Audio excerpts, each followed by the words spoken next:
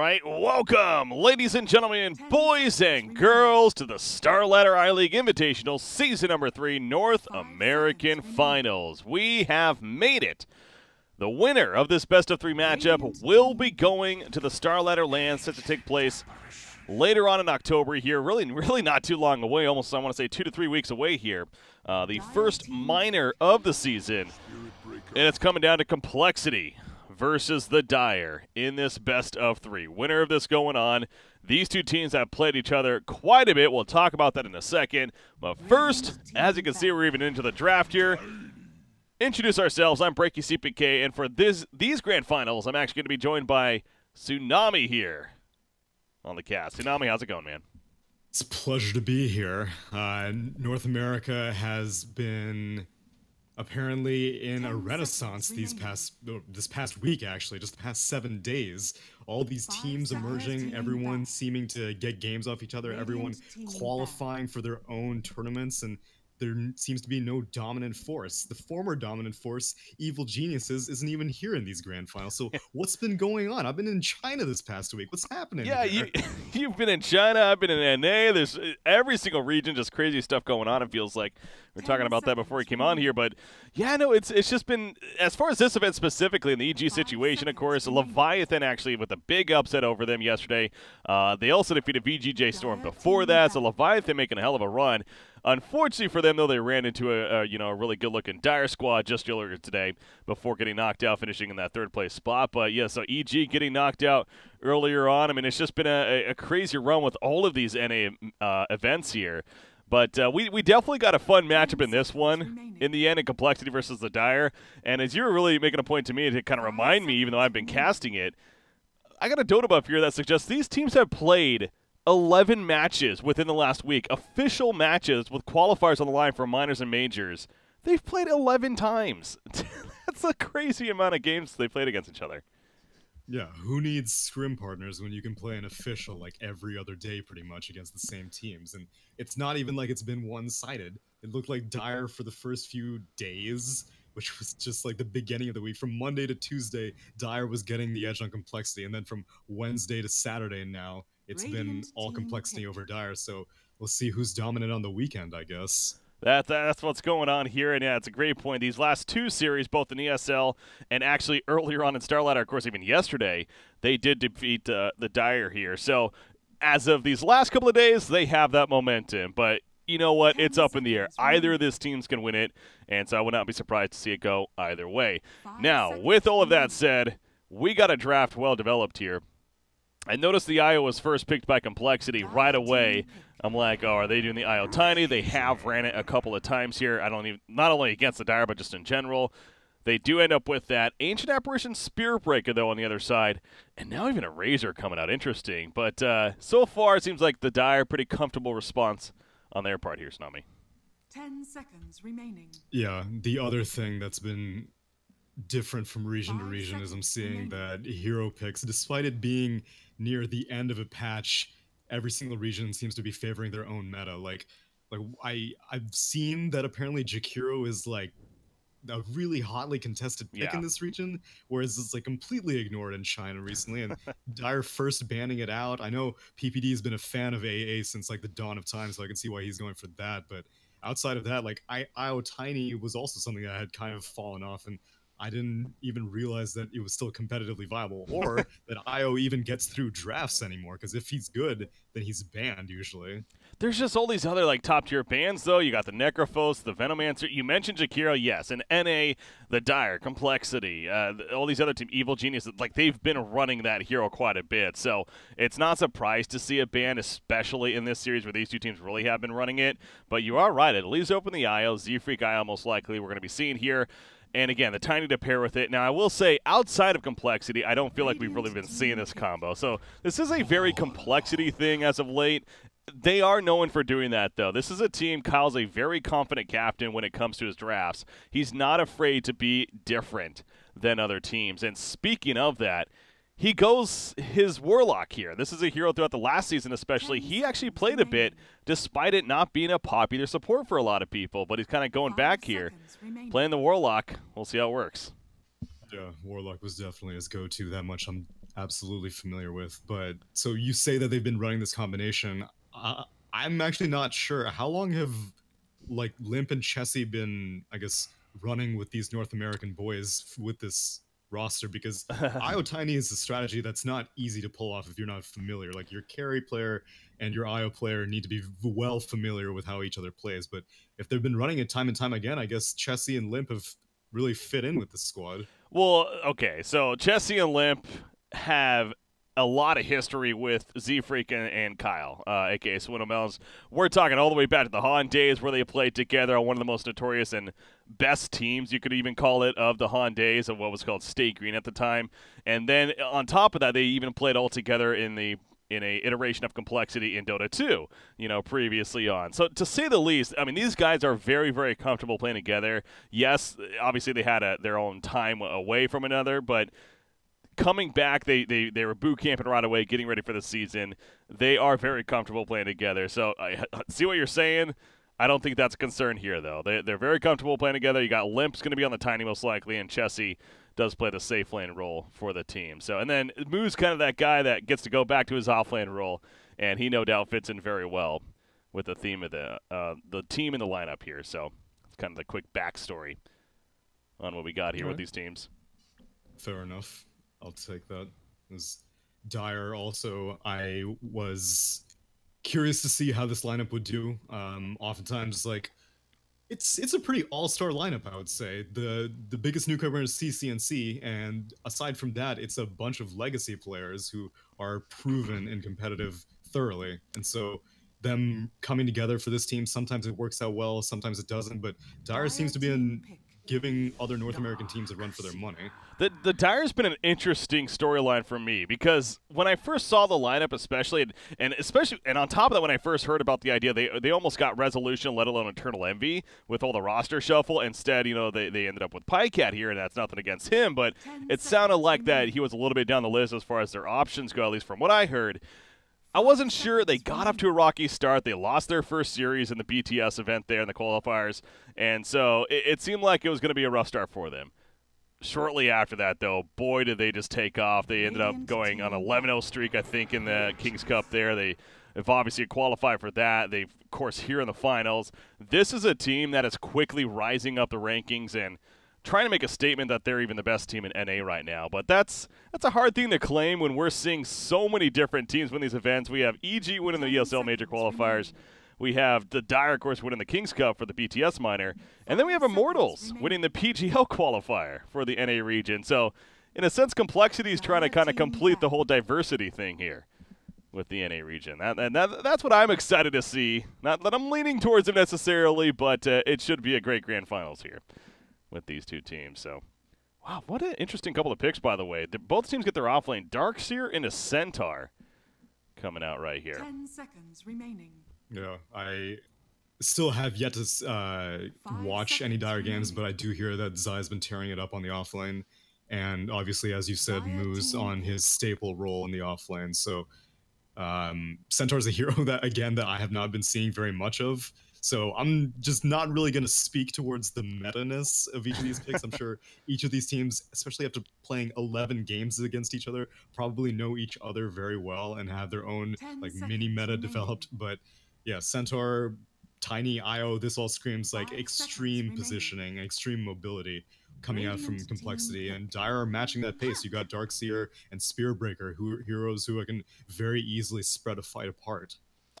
And they go Puck with the final pick. Very curious final pick right there coming out from Complexity, because I'm not sure who's going to play what, frankly. Is this going to be a one-position Centaur in the hands of Chessie, or is this going to be Puck being played by two? Because I'm pretty sure Limp's playing the Tiny. That's just the hero he plays, and plays it very well. So I'm going to go with that, but, Limp and Moo can definitely interchange between the Puck and the Centaur here when it comes down to it. So, I mean, what would make more sense to you, actually, on board as far as who runs in the offlane and who runs in the safe lane? Yeah, Puck 5th pick, and now Bloodseeker for Dire, so... okay, so mid-Puck. It is going to be mid-Puck, okay. So, because I guess the idea was that you theoretically run a dual mid with the Tiny IO. That's what I was thinking, yeah. But I guess they can just do it traditionally. Send the Tiny IO into the safe lane, send Puck mid up against the Razor, which is a fairly good matchup for Puck.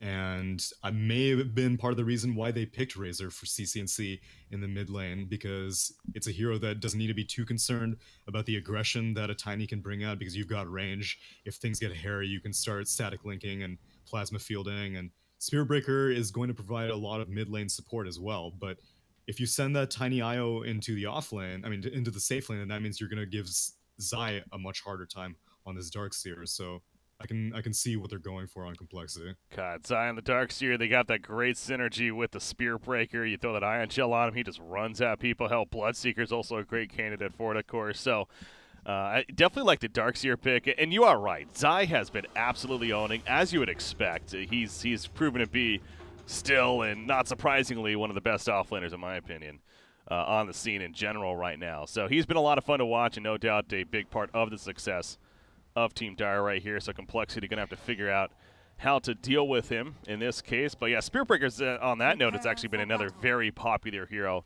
again, in the NA region, very heavily contested. Misery, of course, planted here for the Dire. And he's going to get some aggressive vision down right off the bat. There you go. Going to be seen now. Didn't put a ward down, though. He's going to hold on to the one observer ward that he has running into Warlock. Thoughts on Warlock, though? So we know it's a comfortable hero for Kyle, but nobody runs this hero nowadays. No. And these days it's mainly because I feel that cooldown dependent heroes are kind of reserved to cores. Again, I can mainly only speak to China because that's what's fresh in my head right now, but like we've been seeing a lot of these Death Prophets and just like Terror Blades, very cooldown dependent cores, and their supports are meanwhile trying to fill in those gaps. While your teamfight ultimates are down on your cores, then at least support players can pick up the pace whenever these skirmishes go on in between like full-fledged 5-on-5 teamfights. And so part of the reason why I think Warlock fell off is because Golem is not only it's difficult to hit level 6 on a Warlock, but it's always a 2-minute or nearly 3-minute cooldown on that spell. And so you have to play around it, and you have to have a strategy that works around it. And whenever you have something like a Tiny IO, that does play pretty nice with a high cooldown spell, because this Tiny IO is pretty much always active, not really dependent on teamfight ultimates, as they do send that Tiny IO mid.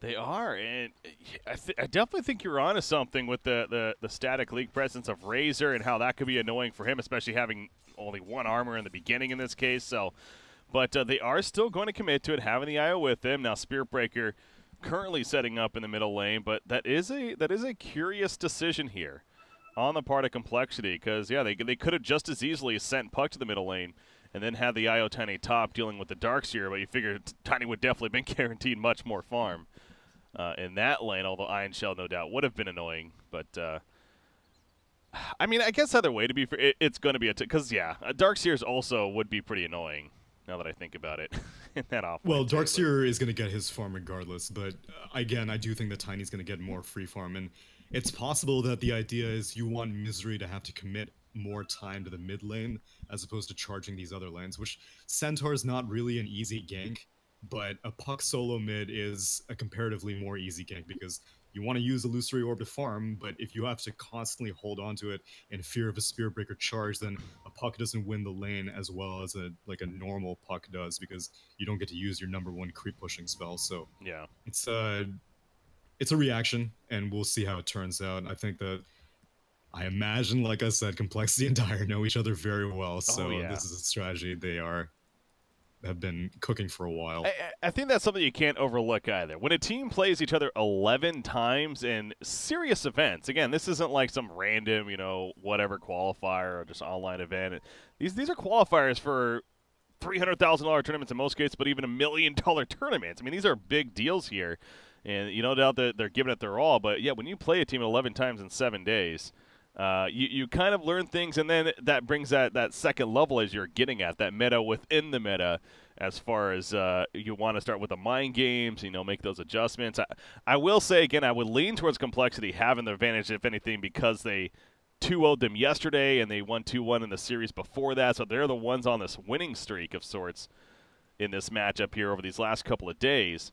But it's fun seeing the diversity again, and even a couple of different hero picks here. Hell, even Razor on the other side is something we haven't seen a lot of, frankly, but we happen to see here because of the matchup purposes. I think in this new age of the major-minor circuit, the strategy of saving strats may be dead now because you have nothing to save for. Every single tournament may be your path to TI, so if you have the potential to make it to a minor, make it to a major, make it to any Valve awarding TI point event, you play it and you give it your all. You know, we were talking about this before the match started here, as this cafe just packing lots like crazy. Oh, wow. I didn't realize that they were playing from a LAN cafe, actually. I guess that makes sense. I thought they were just like boot camping at a house or something like that, but interesting. Where are they right now? I thought PPD like moved to Colorado recently or something. That's where I think they are, actually. I believe they're all just met up in Colorado at this point, so hopefully getting that figured out. But, yeah, as we're in the pause here, kind of going on a tangent here of sorts, but one thing we were really going over was this is just the beginning. This is just the beginning of what's to come of, 16 minors in total, 11 majors. We just finished up a qualifier for 1 major and another 2 qualifiers for 2 minors. Because the BTS event, like that, they've only done the 1 region qualifier so far. They still have all the other regions to do even. So really we've only finished up, we're going to be finishing up qualifiers here as we now into tonight for 3 events of what's 27 events to come.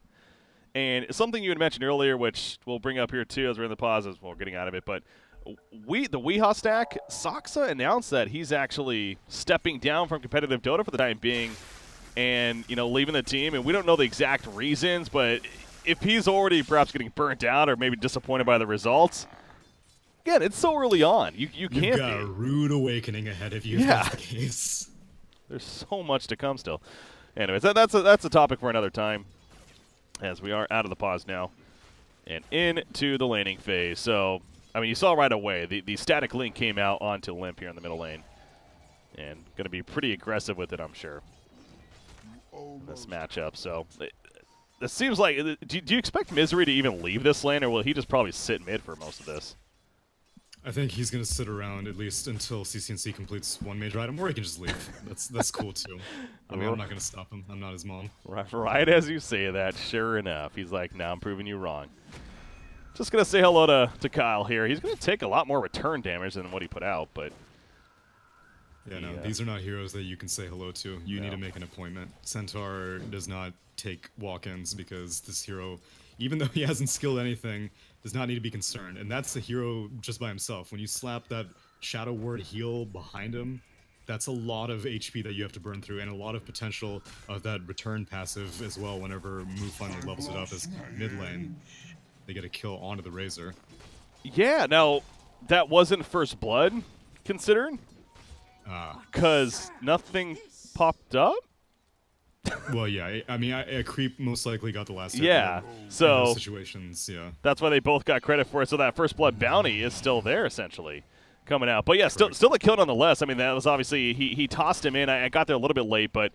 Watch the kills that happen. I mean, he was in a bad position. I got to think it's because he got tossed in, and obviously they're taking advantage of Misery not being there. Now, speaking of Misery, he's coming to the bottom lane, but there's that stomp, and Centaur's not an easy hero to take down with that poor man shield. He has the return as well. You always have to factor in. And Warlock throws up that Shadow Word to heal him up. He's going to be slowed down with the Ice Vortex. Running at him is this is Pycat in the Bloodseeker. Level 2 Thirst, but it's not going to be enough. He turns his attention to Warlock, but there's no way he's going to be able to kill him either.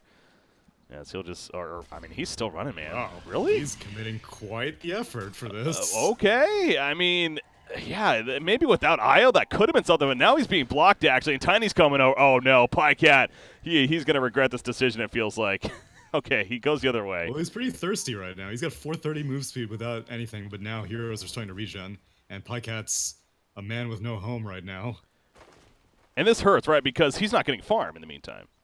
That's cool. Let Misery get last hits. He can put it to good use. He's got boot money now on the Spirit Breaker. Hell yeah.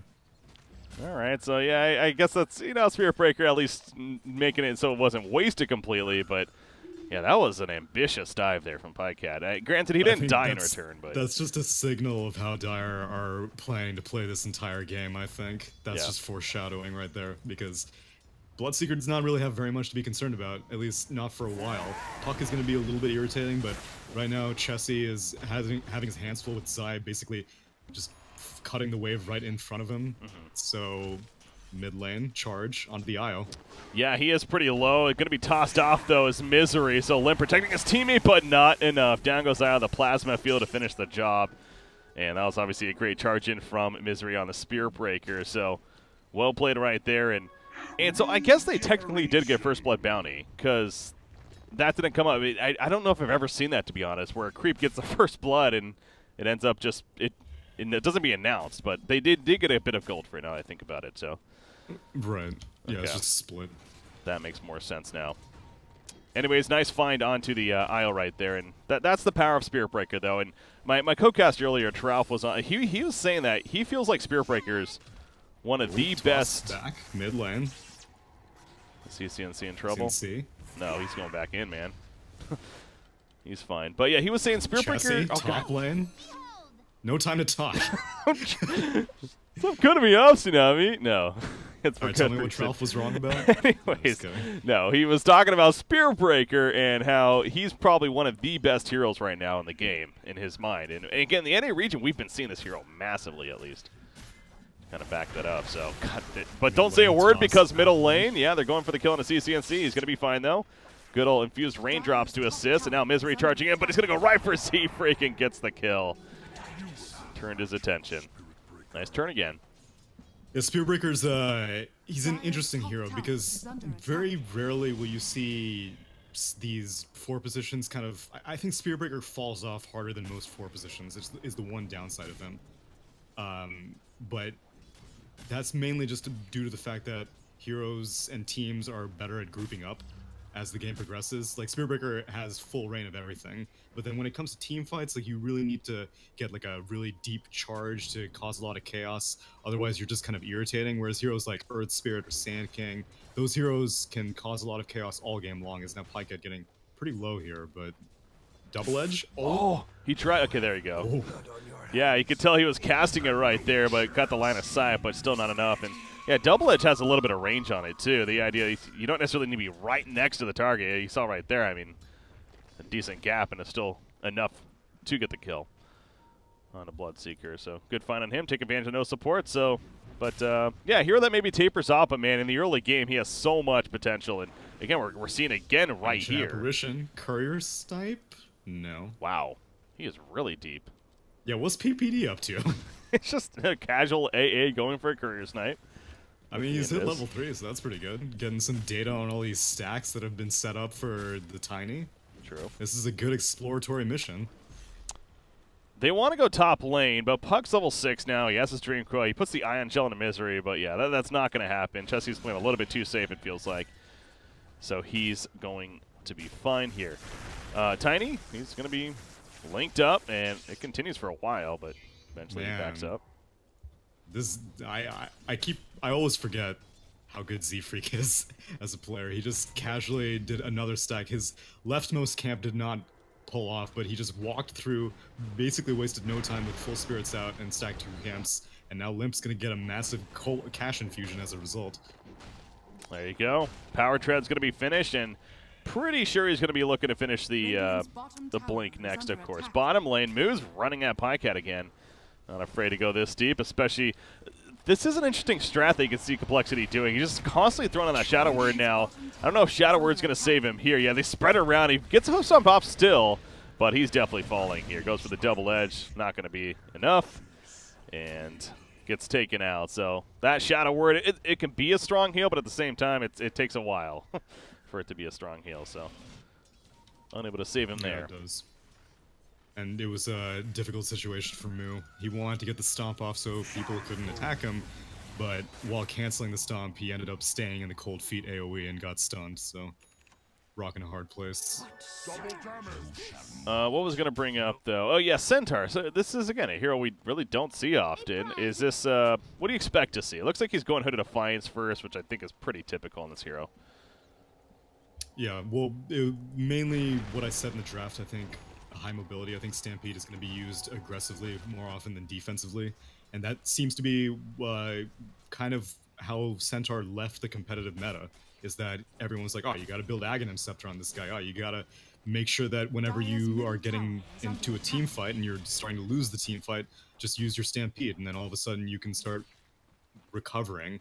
But I think Centaur works best when he's allowed to dictate the pace himself. He's like, I see a gank opportunity. I see one of my teammates has a gank opportunity. I'm going to go Stampede and let them get a kill. Much like how Troll with like Battle Trance or Lycan with Howl. Those kinds of spells should be used. Yeah. Pretty clever use of the Fatal Bonds, by the way, of coL. He throws them on the creeps as well as the Spirit Breaker, or not Spirit Breaker, but Bloodseeker as he was doing the creep camp there. So it's that awkward spot of he was killing the creeps, but he was also hurting himself in the meantime while doing that. So he actually does end up running back to base here because of the pressure being applied. So Centaur continues to free farm at the bottom lane. And again, that Hood just about finished now. Middle lane. Charge.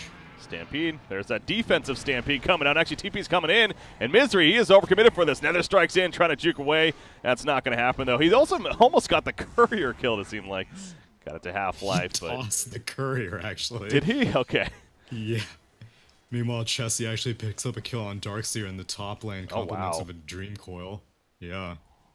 I thought I saw him porting. You know what? That's interesting, because I'm pretty sure I saw him porting mid. And that must have been Darkseer trying to like go for him possibly, and he maybe turned right there. Something tells me that's what happened.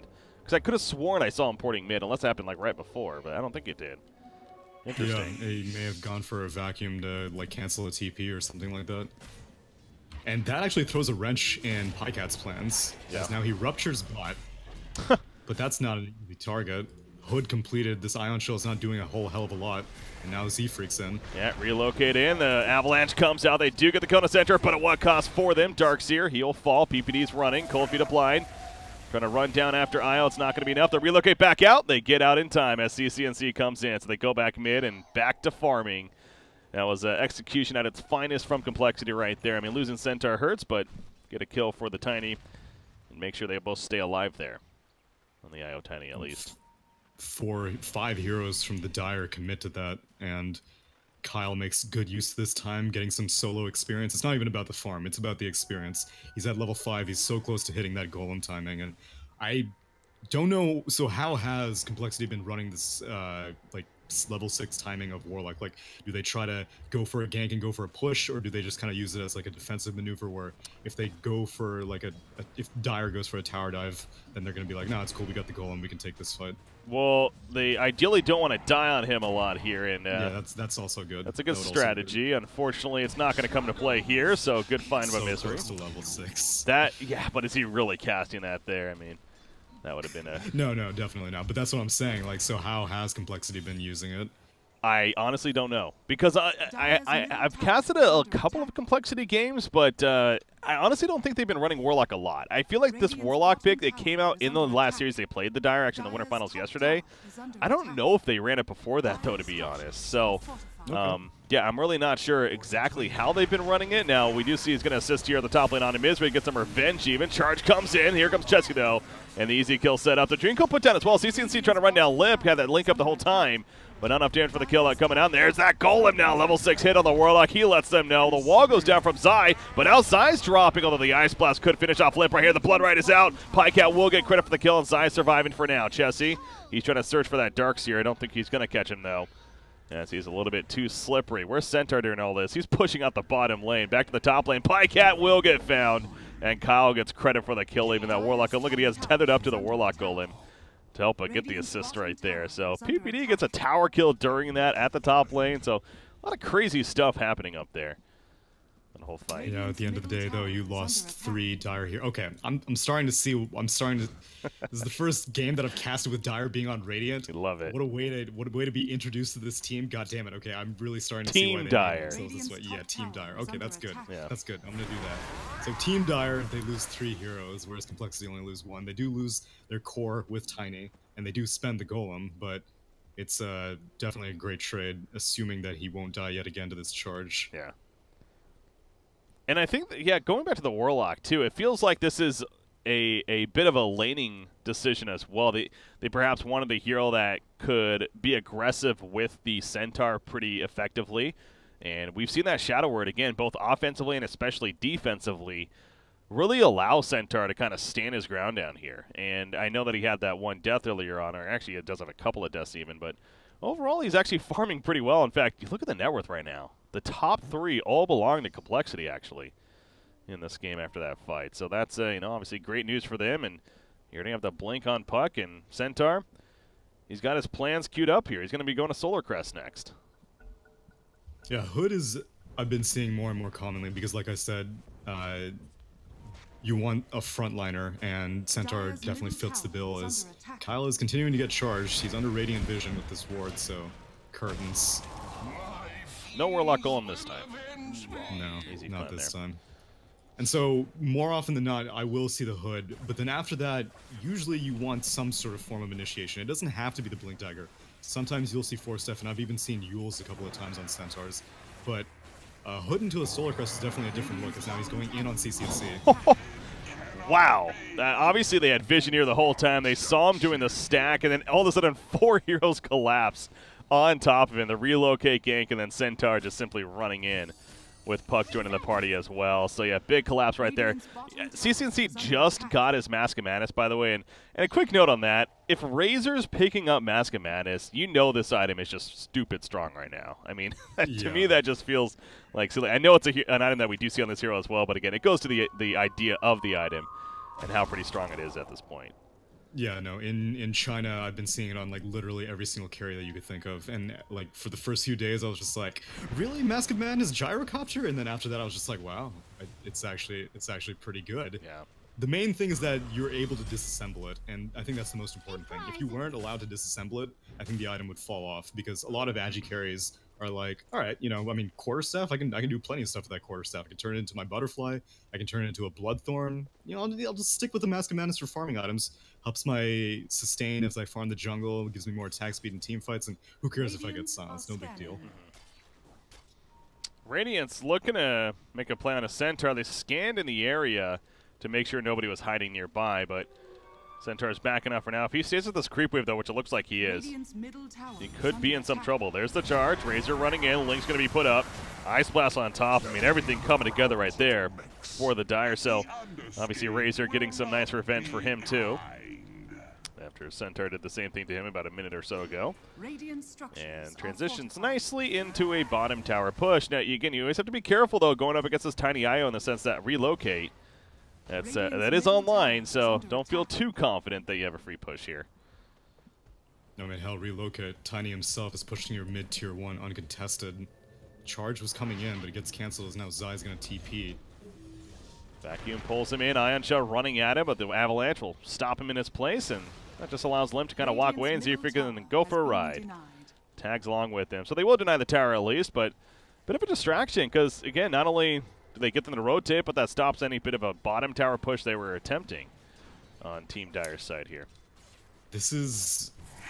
I haven't seen so much hand-holding before in a team from a long time, because Dire are moving as like a 4-man squad, as now Pycat, the 5th man in that squad, who's not a part of the squad, gets killed.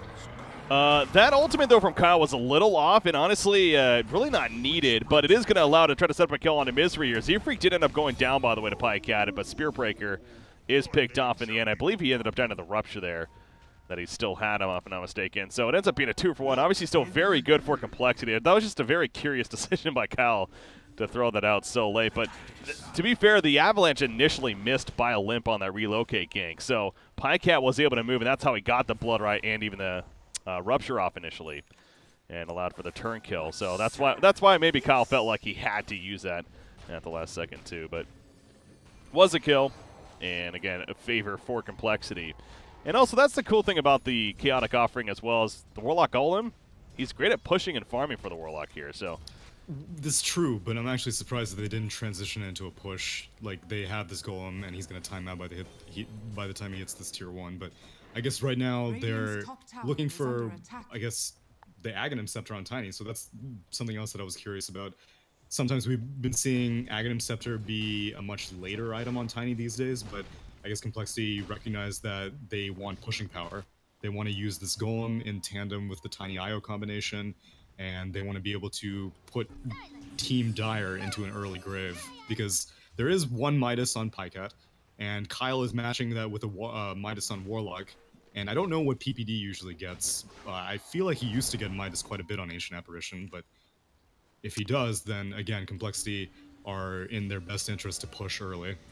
Yeah, that's an item. If you can get that on a support like AA or Warlock, as you mentioned here on the other team, then you definitely want to go for it. But with the pace of the game right now, it might be a difficult ask here for Ancient Apparition, at least, to be going for it. But yeah, it kind of goes back to the mentality, perhaps, of Complexity.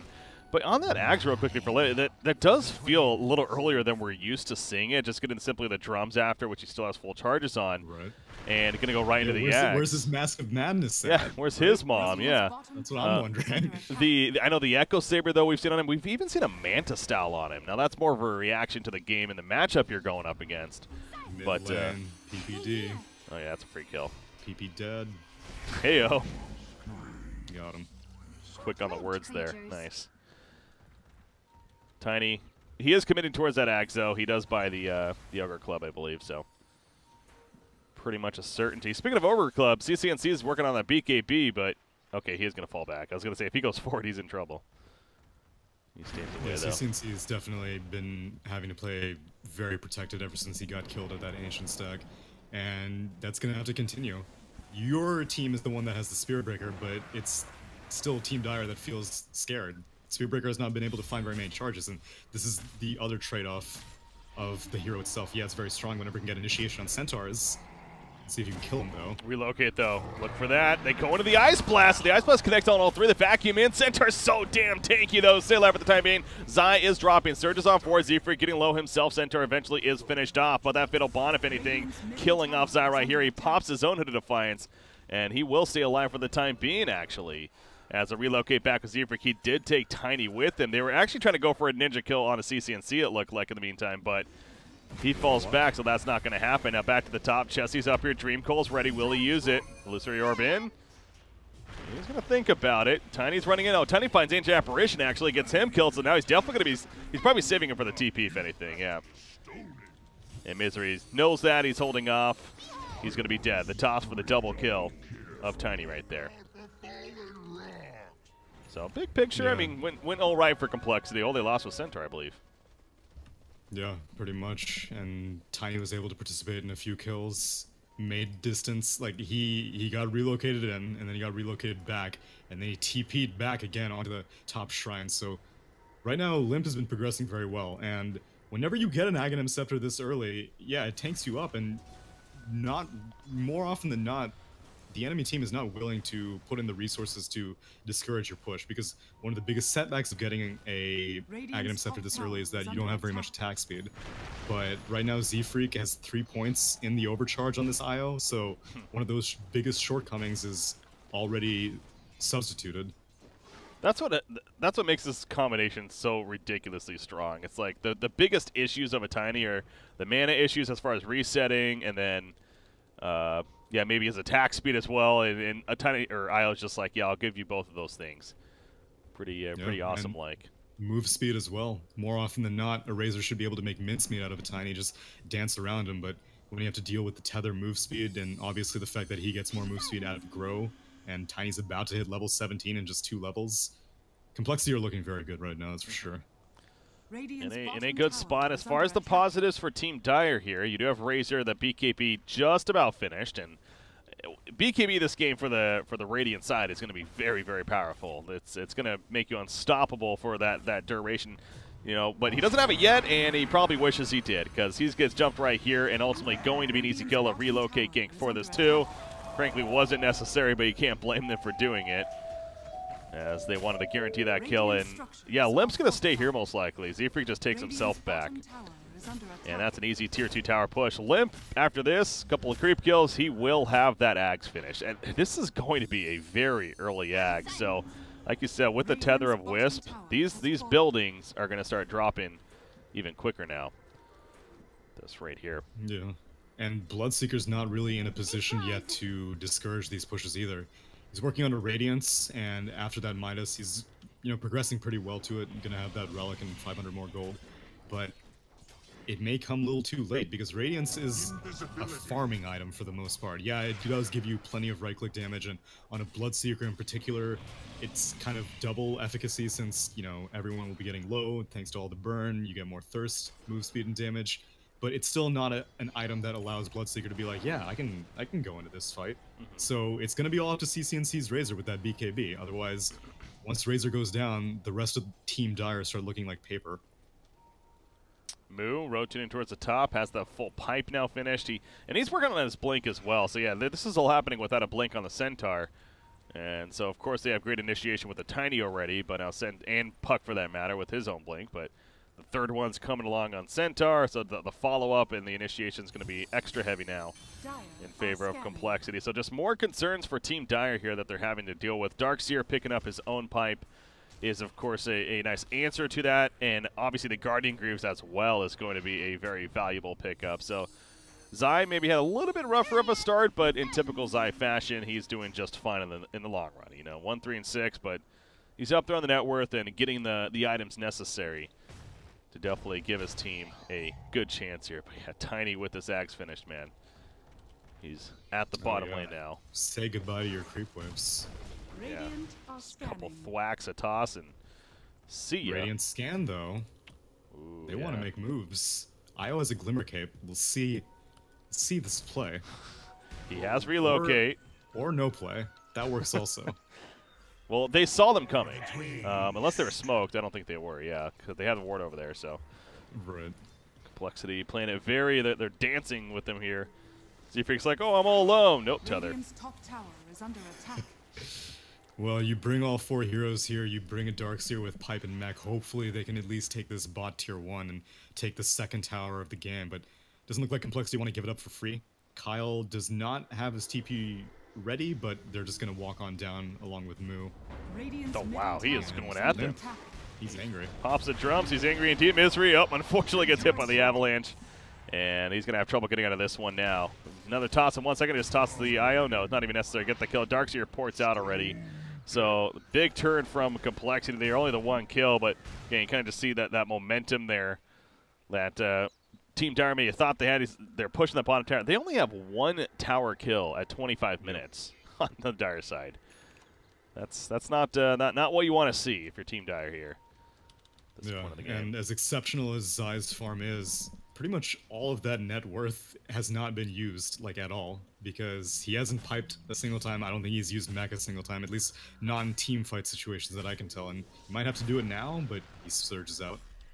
Yeah, good reaction on his part. He runs back at him, though, and he's like, yeah, you want to play? Let's go. He chucks him in. In comes Chessie with the TP as well with the bots. Puts down the Dream Coil. The Ice Blast hits the backline. CCC pops the BKB, but he's still dropping a half-life. He's still taking plenty of damage. That big log on Limp's hands still does a lot of physical damage. So you can't think the BKB is going to make you unkillable by any means. And I think CCNC realized that throughout the fight there. Cannot stand his ground. So, yeah, curious decision from Zai, though. Not one we see often from him making, where was frankly the wrong one. How often do you expect a sick toss play like that, though? True. That's you got to give credit to Limp. That is a good point. Took advantage. Great follow-up as well. Moo immediately got that stomp off, and Rupture was not even able to be successfully used. Pikeout was looking for a target, but he was just like, nah, I gotta run. If they come to me, I'm probably gonna die, so I'm just gonna leave. That Assault Curios coming as well for Limp. And you talk about the lack in attack speed. That, of course, helps with that plenty, as well as just amp damage. Pikecat, relocate. He's dead. He has a Radiance. Maybe some missed chances will help. Nah. Maybe. Maybe it took a little bit longer, to be fair. Yeah. Maybe. That's the other thing, too. They're doing all this without a Chaotic Offering use. They still have that big ulti cooldown just in case. Fight happening. Yeah, I guess once you put an Aegis on Limp, which is an advantage of this Medallion build by Centaur, and again, also another advantage of building this Aghanim Scepter on Tiny. Actually, I guess the Aghanim Scepter doesn't really help out that much with Tiny on Roshan, but they're definitely taking this down very quickly, and Kyle's ready to respond with a Chaotic Offering if Team Dire want to do anything about it, but without their Bloodseeker, I don't really think they can. without their Bloodseeker, and again, Razor's not really the scariest right now. BKB's great, but he's still not that big of a threat yet. I mean, Bloodseeker with the Radiance is, of course, helpful, but I mean, Team Dire goes without saying that they are behind this game, as it's now a 12,000 net worth lead in favor of Complexity. You definitely feel it with the item. So yeah, they just let it go. They give up the Aegis, and they're going to try to get said items to allow them to have a good chance in this game. But Puck even finishes a Lincoln Sphere here. We've been so focused on Tiny. I feel like his brother Chessie here, Limp's brother that is, not the Tiny hero. Anyways, that was confusing for anyone. Chessie, he's doing very well as well. I mean, the bots pick up into the Lincoln Sphere now, which of course is going to be a great tool in a couple of cases, Rupture being a big one. He's having free reign here himself too. Yeah, he is. And the Lincoln's almost doesn't even feel like it's for him. It feels like he's just like, I'm just going to put this on my Tiny, let him frontline siege towers, and you're going to have to commit one spell to pop it. And there are, options. You can use Cold Feet, you can use the Charge, you can use the Static Link, but really you want Rupture to go through, and so that's going to be the most important thing for Team Dire, but the Lincoln's is absolute value. Yep. Allows him to get away with the split pushing. I mean, he went for these BOTs, Spearbreaker, he'd love to charge a Puck like this, get some initiation, but all you're going to do is break a Lincoln's. Tiny hits level 19 as well. Also level 20 talent's going to start coming out soon on a couple heroes, Tiny and Puck specifically. Of course, once again, favoring Complexity's side. Centaur. There's so much 5-manning from Team Dire. Yeah. Like, from the laning phase to the mid-game to the late game, they've been united for the most part, and they haven't been able to do anything with that. Like we said, one tower taken. Maybe they'll get a kill on Moo. Nah.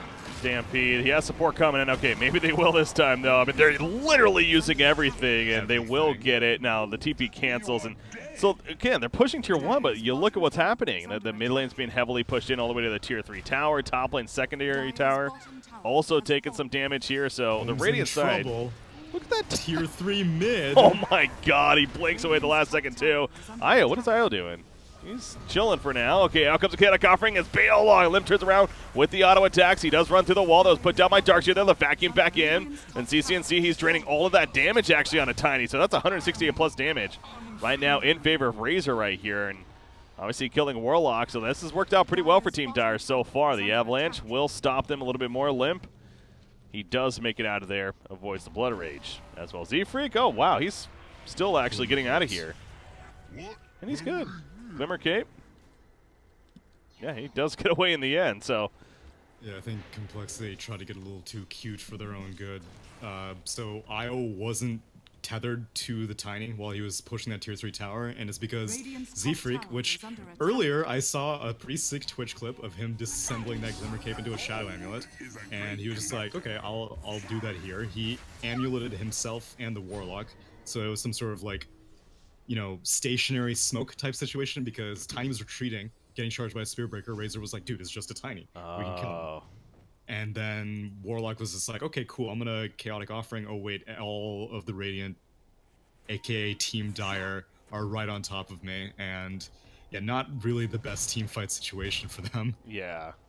Okay, that makes it, yeah, that looked a little funky what was going on there with him kind of just no, because to me it looked like they were smoked, and they were like, well, maybe they have a ward here in the mid lane and we'll be able to avoid it. But then the smoke didn't break, and I was like, oh, I see. Yeah. They were breaking the Glimmer Cape and amuleting each other. Interesting. Okay, well, he also has some Vlads now as well, by the way. Obviously, just one of those items, if you can manage to get it on a hero, it's great to have for the RF effect. And objective-based gaming. Middle lane, Razor just melts. He has a buyback, but he's dead for a minute right here. He's probably going to be using it, as this is easily Tier 3. Oof, that invulnerability with 7 seconds left. We'll save it for now, but of course it's going to fall. It just melts right after. And oh my god! Whack. He just 4-shot the rest! Whack. What? Yeah. That is Welcome insane. Well, okay, to be fair, he has an Assault Cuirass and double damage rune. So Oh, he does have a TD. Okay, I couldn't tell it initially. That makes a little more sense. Anyways, he's going on the side right here. The buyback from CCNC right there. Locking down, actually, the Tiny, and Tiny will fall. He has the Aegis, though. Can they reset this effectively? Link is down for Razor. He only got 28 damage. They're going on the Limp as soon as it comes out. The Ice Blast hit as well. That's a big opening from Team Tower. Can they capitalize? Absolutely. Down falls Limp. And, yeah, you have to retreat if you are Complexity right here. Io will be picked off. The rest completely on the run. coL probably going to end up falling. He does have his ultimate in 7 seconds, but no way he's wasting that. So that's going to be a 3rd kill here coming out for Team Dire. So positive for Team Dire in the end. Not to be negative Nancy here, though. That was a buyback on Razor, and he still lost the middle Rex when it's all said and done. Radiant's top tower yeah, is under and attack. if Complexity had played a little bit more carefully, you wouldn't have even gotten these recovery kills. Problem is, Io kind of overcharged a bit too much and didn't have the mana for a relocate. And so normally in that situation, you sacrifice the Aegis on your Tiny, and you're like, it's all good. You know, I'm going to start channeling my relocate, and we're going to get you out of there, buddy. But instead, there was no mana for the relocate. And Z-Freak came in for some tether move speed, but Tiny does not have anything like a BKB. So between all of the slows and the stuns that Team Dire have, he wasn't going to get out of this situation. Yeah. But you still lost a lot. You still lost a hell of a lot. Is Complexity on a time window here? Because you got Razor, you got Bloodseeker on the other side. Razor almost has a Halberd now finished. You got, and actually Bloodseeker also going for Heaven's Halberd. So they really want to take away Tiny and is that right-click damage of his. But ultimately, again, are they on a time window, you think? That's why I think the response from Limp is good that he's going for his BKB now. So the other advantage of going for an early Aghanim Scepter is that you don't go for that early BKB, which means that your BKB duration is going to be much longer. And it's 34 minutes, and usually Tinys don't get to get away with 34-minute games having a 10-second BKB, but that's what Limp's going to have. And you don't need to be able to use that BKB defensively. You saw how quickly he chunks those towers with a double damage rune, sure, but it's still going to be very fast, and within 10 seconds, he'll be able to take both your Raxes, or if he wants to go top, he'll be able to take a tier 3 and maybe 1 Rax. So the Halberds are going to help, but Limp is responding appropriately. And plus, again, don't forget about that Lincolns that Chessie has. Oh no, double damage room for Tiny. They're getting committed right here. coL, if he ulties, no, he gets bashed up first with the Glimmer Cape. Can he get the ultimate off? Maybe. In the backlines move, jumps on a Bloodseeker. He's hitting him heavy, but that burn, the miss is coming out. That's Centaur, what am I saying? Anyways, he got the Kadak offering off. Check the base out. Oh, that's where he was. I was wondering where he was. They relocated in. Eventually, they relocate back, though, actually.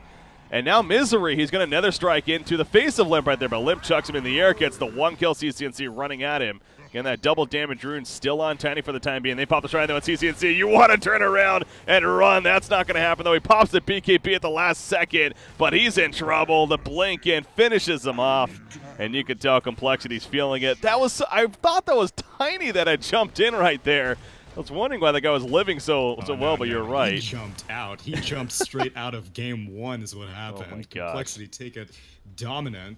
35 minutes over Team Dire. So that was the game plan. I thought that they were going to run into a big fight right there, but no, Complexity makes a very smart decision. Relocates to the base as that fight's taking place with a double damage rune Tiny. And we know how fast those buildings just fell. So you saw the bottom lane at the end there. That was completely destroyed. They were working on the top, and it was just too much to handle for Team Dire. So the IO Tiny does strike again in favor of Complexity. Again, they've been running this duo. Not many teams are nowadays, but they are having success themselves with it. So something tells me IO may get banned next game. Imagine that. A full, 3 years of competitive Dota of IO getting banned slips through the cracks just a little bit. I mean, Liquid never got it. Liquid got it for 1 game at TI, and GH was so happy. And I'm pretty sure the game ended in a similar fashion this quickly. Not ratting tactics, but still, the hero is damn good, and you need to respect it. Even PPD needs to respect it. Yeah, that you do. So Complexity up 1-0. Again, a spot to the LAN on the line here to Kiev for the Star Ladder Minor, the first minor of the season. And right now, Complexity up 1-0. It is a best of 3, guys. These minors have been on best of 3, so one more game and they could be going. Team Dire, meanwhile, going to try to make the response and at least force a third and final game. So it's going to be a fun second game coming up after a short break. I'm Breaky CPK, joined by Tsunami here as my caster. Tuning into the Star Ladder I-League Season number 3 North American Qualifier. Stay tuned, guys. Complexity versus Dire, game number 2, coming up next.